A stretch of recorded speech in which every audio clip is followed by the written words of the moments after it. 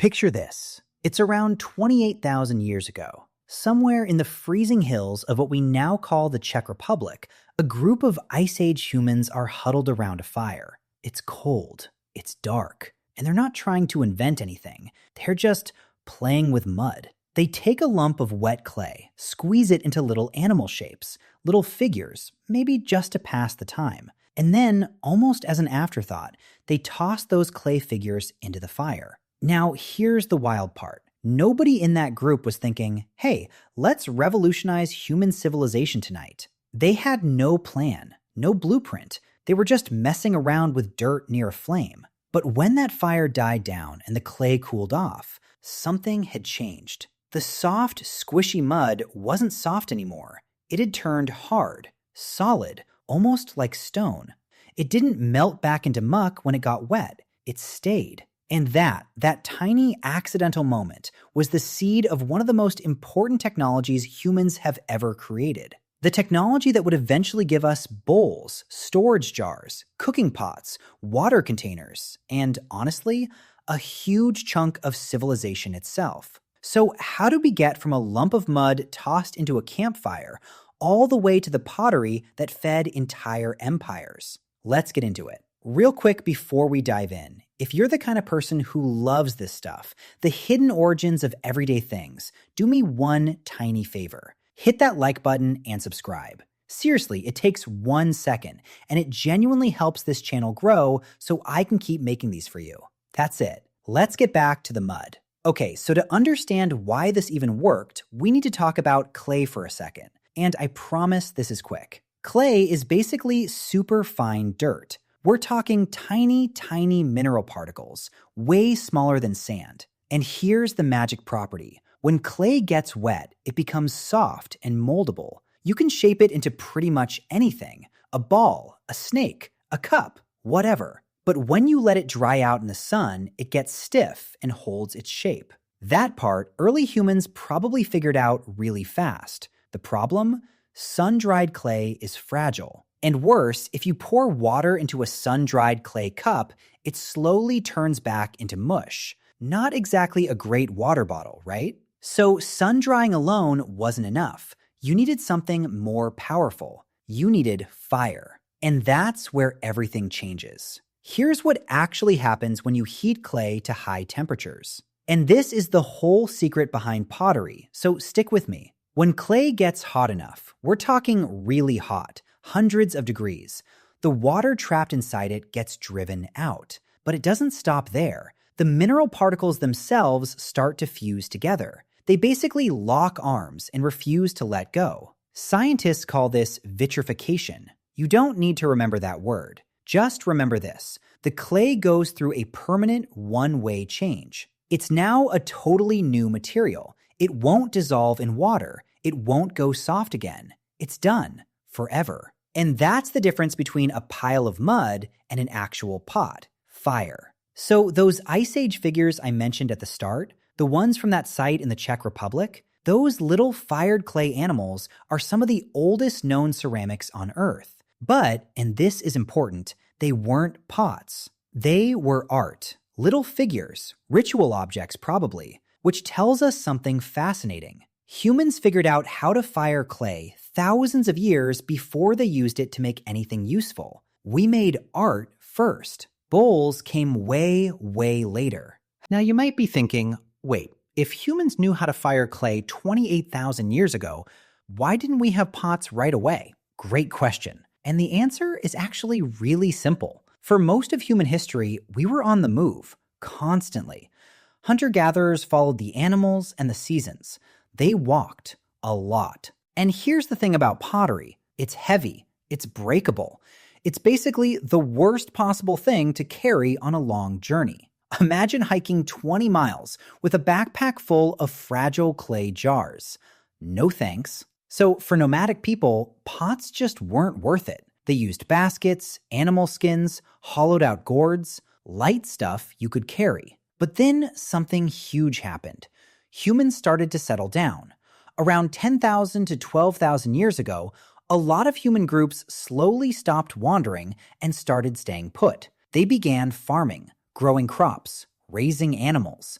living in one place year-round. And when you stop moving, suddenly heavy breakable objects aren't a problem anymore. You're not carrying them anywhere. They just sit in your home. This is the moment pottery goes from pointless to absolutely essential, because now humans had a brand new problem to solve. If you're a farmer, you grow way more food than you can eat right away. You've got surplus grain, extra seeds, and you need somewhere to keep all of it, somewhere safe from rain, from bugs, from mice, from rot. And what's perfect for that? A big, sealed, waterproof clay pot. Suddenly, pottery isn't a nice-to-have, it's how you survive the winter. So people started making actual containers. And the earliest methods were beautifully simple. The first big technique was called coiling. You'd roll out long ropes of clay, like making a clay snake. And then you'd stack those coils on top of each other in a spiral, round and round, building up the walls of a pot. Then you'd smooth the sides with your fingers or a smooth stone until the coils blended together. No machines, no fancy tools. Just hands, clay, and patience. Another early method was pinching, literally taking a ball of clay and pinching it into a bowl shape with your thumbs. Simple, effective. Kids still do this in art class today. And once the pot was shaped and dried, into the fire it went. The earliest firing wasn't in fancy ovens either. People just built a big open bonfire, stacked their pots inside, and let it burn. It worked, but it was risky. Uneven heat meant pots could crack or explode.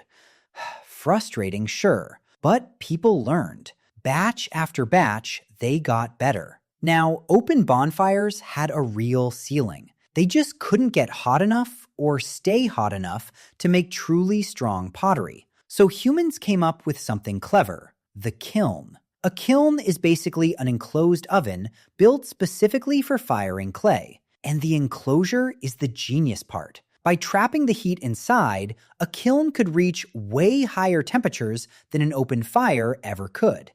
And it could hold that heat steady for hours. The result? Stronger pots, better pots, pots that didn't crack half the time. And it also meant potters could control their craft way more precisely, instead of just crossing their fingers and hoping the bonfire cooperated. This was a genuine game changer. The kiln turned pottery from a hit-or-miss gamble into a reliable, repeatable craft. And that reliability opened the door to something even bigger. Here's where things really speed up, literally. For thousands of years, making a pot by hand, coiling, pinching, smoothing, was slow, really slow. One pot could take ages. If you wanted to supply a whole village, good luck. Then, somewhere around 6,000 years ago in Mesopotamia, someone had a brilliant idea. What if the clay could spin? And so the potter's wheel was born, a flat spinning disc that the potter could turn while shaping the clay with their hands. As the wheel spun, the potter could pull the clay up into smooth, perfectly round walls in a fraction of the time. I can't stress enough how big this was. A skilled potter on a wheel could suddenly make dozens of pots in the time it used to take to make just one. Faster, rounder, more even, more beautiful. And this is one of those quiet turning points in history. Because when one person can make 100 pots, they don't need to be a farmer anymore. They can just be a potter full time. And that right there is where pottery stops being about pots and starts being about people. Think about it. Once someone could make pottery full time and trade it for food, you get specialists, craftspeople, people with a single dedicated job. And once you have specialists, you've got the beginnings of an economy, trade, markets, towns. Pottery didn't just hold grain. It held wine, oil, water, milk. It let people cook food in brand new ways, boiling, stewing, simmering, which unlocked new diets and better nutrition. It let people store water so villages could survive dry spells. And it went even further than that. Pots became trade goods. A beautifully made jar from one region could travel hundreds of miles to another.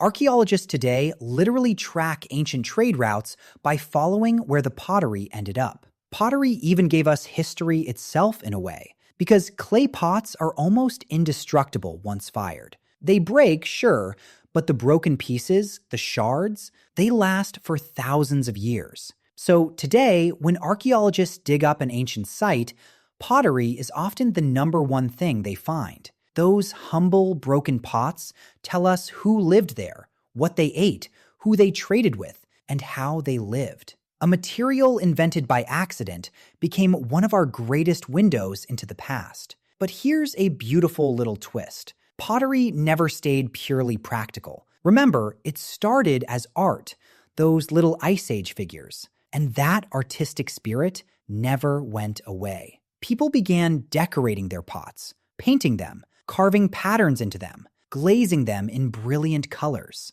And every culture developed its own signature style. Greek pottery looked nothing like Chinese pottery, which looked nothing like the pottery of the Americas. So pottery became more than a tool. It became identity, a way for a whole people to say, this is who we are. A bowl wasn't just a bowl, it was a statement.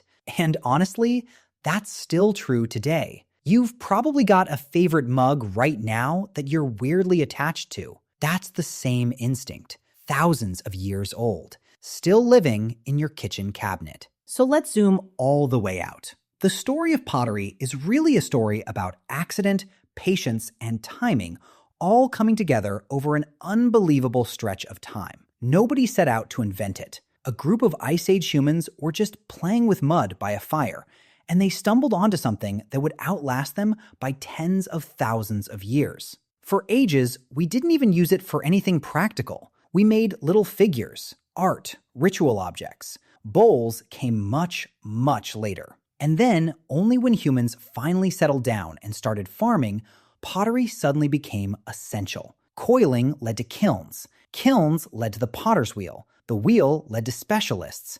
And specialists led to trade, towns, economies, civilization itself. Every single step solved a real, practical problem that the step before it created. No single genius, no lightning bolt moment, just people, generation after generation, quietly improving on what came before, usually without any idea how much it would matter. The pots that stored the grain that fed the first cities, the jars that carried wine across ancient seas, the shards we dig up today to understand who we once were. All of it started with a lump of wet dirt tossed into a fire by people who had absolutely no idea what they'd just begun. Not bad for a handful of mud. Hey, if you made it this far, you're my kind of person. Thanks for hanging out. If you enjoyed this, hit subscribe so you don't miss the next one. And drop a comment telling me, what everyday object should I break down next? I read every single one.